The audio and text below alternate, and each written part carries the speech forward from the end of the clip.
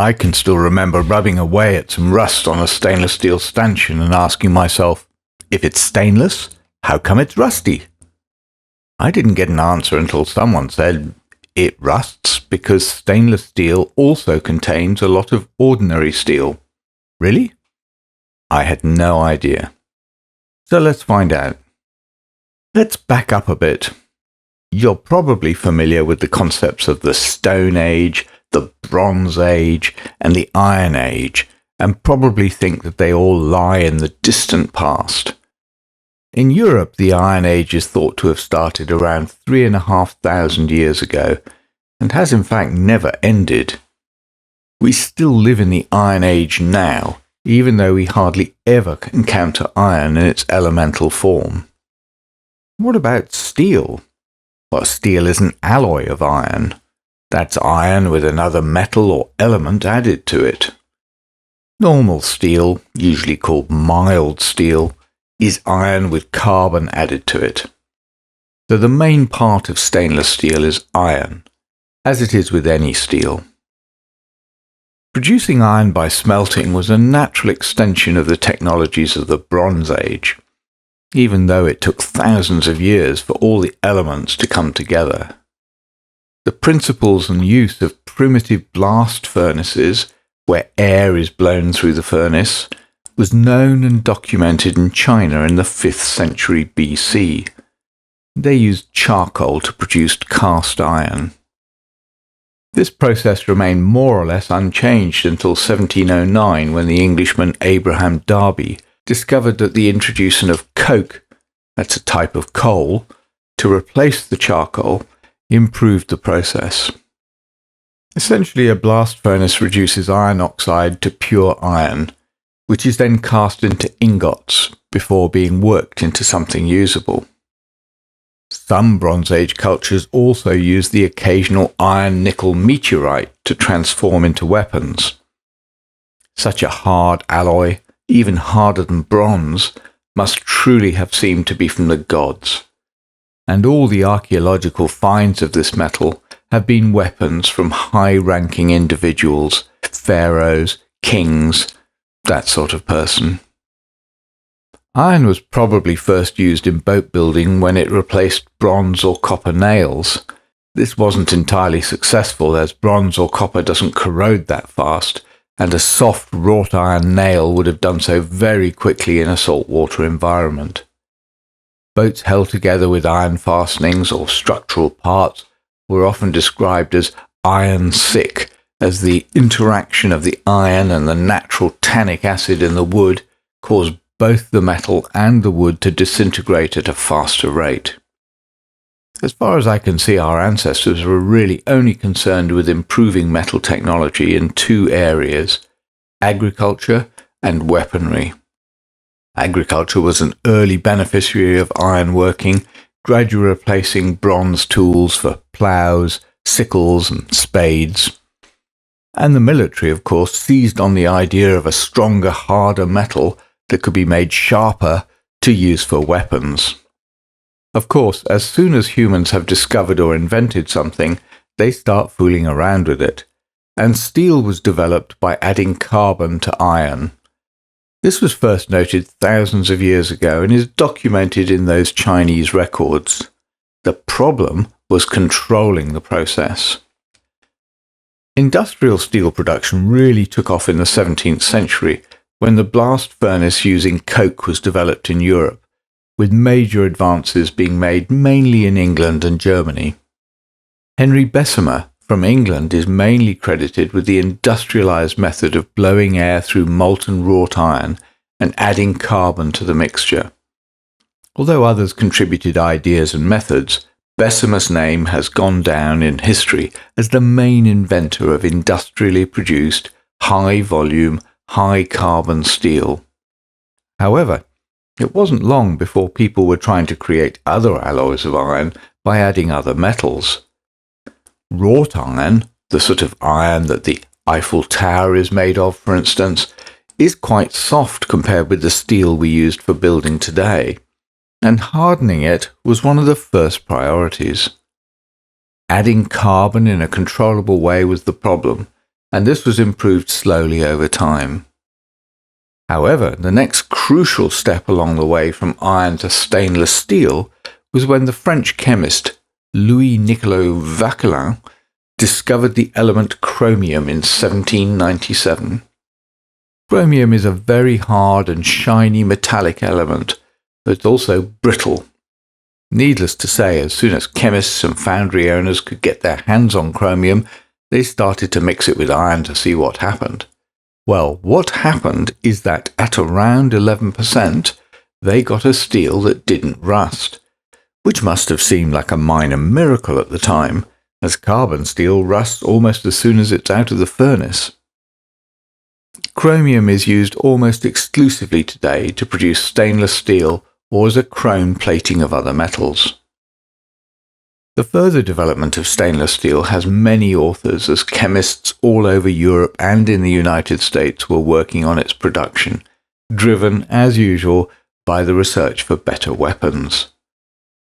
The British and the Germans were making stainless steel cannons by 1840, although I don't think I've ever seen one in a museum or on an old warship. If anyone knows where one is displayed, please make a comment down below. I can only assume that, although it didn't rust, that other characteristics were not suited to the extreme forces generated by exploding gunpowder and shooting cannonballs. In 1861, the British metallurgist Robert Foster Mushet took out a patent for chromium steel, which seems a bit odd as it was already in commercial production. I guess some people were just too busy making stuff, and probably money, to know what others were doing or worry about protecting any intellectual property. But this was not the end of significant developments of the alloy. It was noted only much later in 1898 that the lower the percentage of carbon in the steel, the more resistant it was to oxidation by acids. It's a bit ironic that adding carbon was the first improvement to iron. Now taking it out had become an advantage. The biggest problem with the early versions of stainless steel is that it was too brittle, a characteristic it inherited from chromium. Removing the carbon and adding small amounts of other metals to the chromium iron alloy, for example nickel or tungsten, improved the stainless qualities as well as its usability. Subjecting these alloys to the traditional working, cooling, quenching and so on also produced interesting outcomes which found applications in all sorts of industrial processes, but unrelated to anything used on boats. There are now 5 different types of stainless steel, mainly differentiated by their crystalline structure. I'm not going to go into them now as they are, for the most part, not relevant to yachts. We'll just concentrate on the most common grades, known as 304 and 316, both of which are low in carbon. All the household stainless steel items we are familiar with, cutlery, cookware, cookers, and the like, are made of 304. It's also known as 18/8 or 18/10, which refer to the proportions of chromium and nickel in the alloy. Cutlery often has this stamped into the handle. It's perfectly good for use in those circumstances, but of course the biggest difference between our homes and the outside of a boat is the constant presence of salt water. On boats, the grade that's most used is 316, which has more corrosion resistance. Both 304 and 316 are austenitic stainless steel with chromium and nickel added to the iron. But 316 also has 2% molybdenum added to it, which increases its resistance to salt water, or more precisely the presence of chloride ions. As mentioned before, 304 and 316 already have very low levels of carbon, but there is also 304L and 316L, which has a very low carbon content, below 0.03%. These steels are used when welding quality is critical to reduce the effect of corrosion in the welds, mainly on industrial components which are subject to extreme pressure. It's possible to weld both 304 and 316 on boats without this extremely low level of carbon being necessary in the steel, though you could specify it for the weld itself. It's also worth being vigilant when buying parts for a boat, as a quick search for stainless steel boat fittings on a massive online marketplace named after a South American river showed up many fittings that were made of 304. They look identical to the fittings made of 316. The 314 is okay if your boat is on a freshwater lake, but not so good if it goes to sea. At least the sellers were being upfront about the type of stainless, but it's best to know what you're looking for. Although stainless is very good at resisting the effects of salt water, stainless steel relies on the presence of oxygen to maintain its effectiveness. Usually the oxygen in fresh water is enough to maintain the surface oxidation. If it's used in an area where there is no oxygen, underwater, in salt water, it is susceptible to a nasty problem known as crevice corrosion. Crevice corrosion starts off with tiny pitting and eventually looks like the sort of damage that termites do to wood, and with the same sort of effect of weakening and damaging the component. This is most often seen on stainless steel rudder posts. Another area that transformed sailing boats was the invention of stainless steel wire, used for the standing rigging. Zinc galvanized mild steel rigging has been used before, but the galvanizing was very easily damaged by the normal working of a boat, and then you just had normal mild steel, which, as we know, rusts very quickly. Today, stainless wire or rod rigging is commonplace on sailing yachts of all sizes, and as far as I can tell, the biggest problem with that is that it is so reliable and effective that it is not monitored or maintained closely enough, which can lead to catastrophic failure. Interestingly, although rigging on sailing yachts today is nearly always stainless steel wire with stainless steel swages, the turnbuckles may be chrome-plated bronze. The bronze is used for its strength characteristics, and the chrome plating is used to match the look of the swages or the other compression fittings.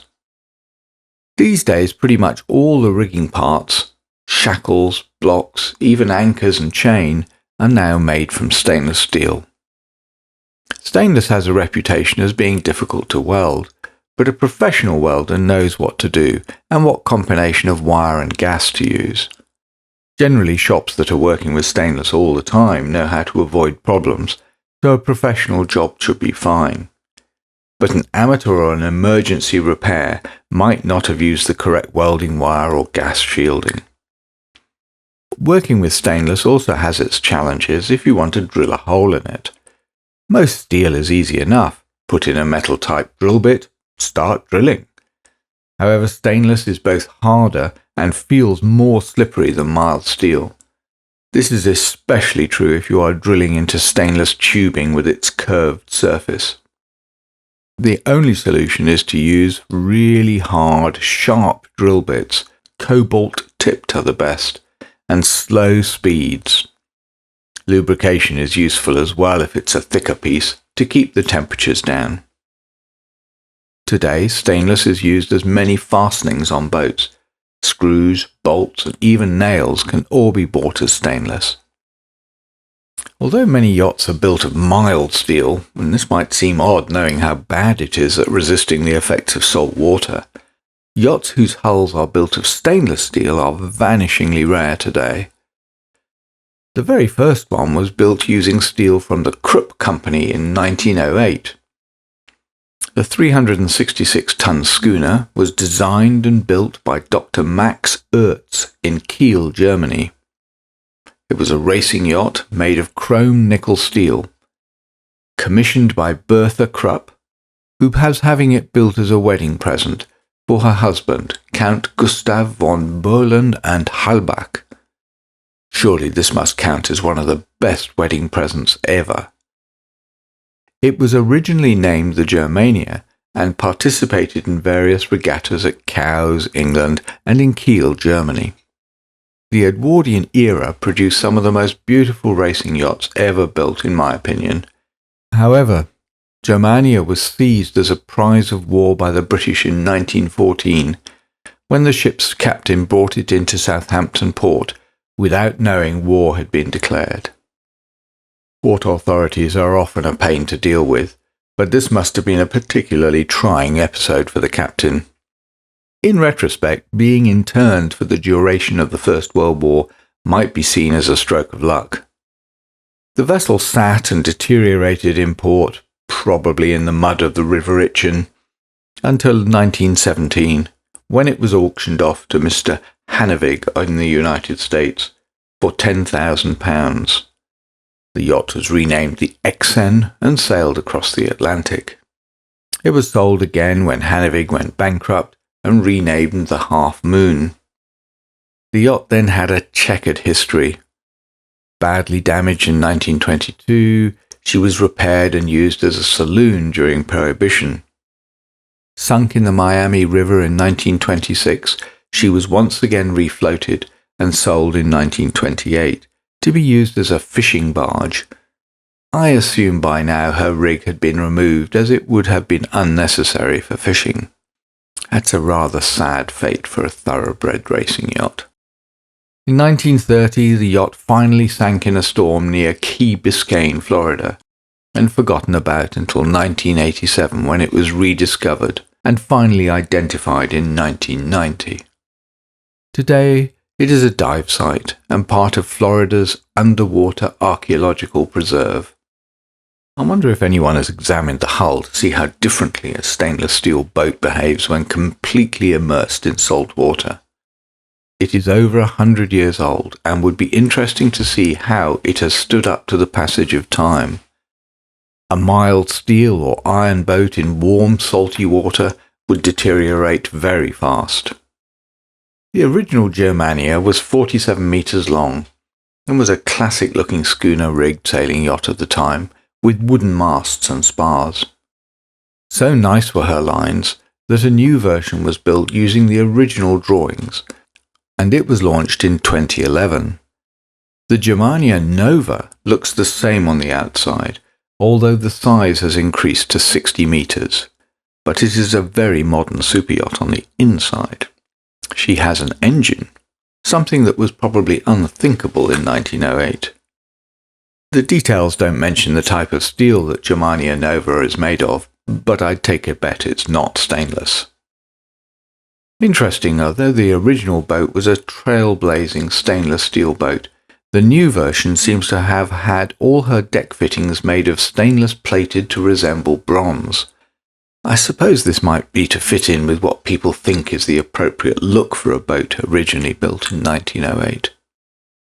Despite its extraordinary usefulness on the outside of yachts, stainless is not always the best material to use on boat systems inside. Stainless steel is relatively poor at conducting electricity due to the oxidative layer on the surface, so electrical connections are never made of stainless. One of the areas this is very important is when assembling the battery banks or connecting loads to the batteries, or really anywhere in the circuit. Any stainless washer will act as a resistor, reducing the conductivity, and can get very hot, dangerously so in many cases. Very tempting though, as battery terminals are often susceptible to corrosion, and a nice clean stainless steel washer looks like a good solution. Best to use copper really. In all, stainless has the effect of reducing the amount of maintenance that's needed on a yacht, while improving the overall look. It's shiny, but needs only a brief wash down and wipe at the end of the day to keep it looking good. And if you do see some rust, don't scrub at it with wire, steel wool, a steel brush, or indeed anything with bleach in it. These will all make the rust situation much worse. Just use normal detergent to remove any grease, and then regular metal polish. Some are specific for stainless, and a nice soft cloth. After that, a regular wash down with fresh water is all you should need. Stainless steel is now so present in our daily lives, I think we've forgotten what an amazing product it is. And that is, perhaps, its greatest legacy.